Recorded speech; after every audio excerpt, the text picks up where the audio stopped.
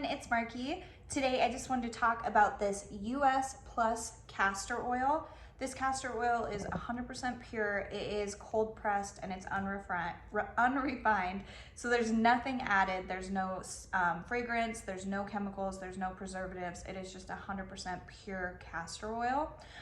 This is the gallon size, so obviously this will last you quite a while, which I absolutely love. I use this mainly for my skin and my hair.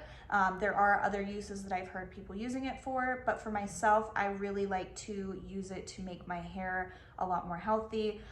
It's full of really good things like vitamin E, omega fatty acids. It's really good for nourishing. So when I use this, I like to use it in my hair. I will put it in usually at nighttime and just put my hair into a shower cap and sleep like that. You can do it if you want to just do it for like an hour and leave it on your hair, or if you want to sleep with it. Either way, it's up to you. And then just shampoo it out really well in the morning.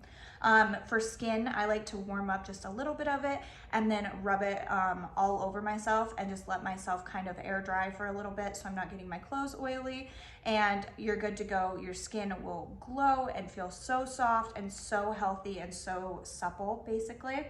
It is a really like kind of olive oil type consistency. I tried to pour some in a bowl here so you could kind of see how it moves around. So it's not thick oil, so a little goes a long way. You don't need to use a ton of it, otherwise it's going to be dripping everywhere. I actually have family that live kind of more in a country area, and they said that they use it for gophers and moles, and I didn't even know you could do that. They said that they will put it around their yard where they have the problem, and the gophers and the moles will not come there anymore. So little do you know, but yeah, it has multiple different uses. So if you're looking for something that is going to be great for your hair, your skin, cuticles, anything that needs nourishing, even your eyelashes, I put it on my eyelashes with a cotton swab and just slept with that.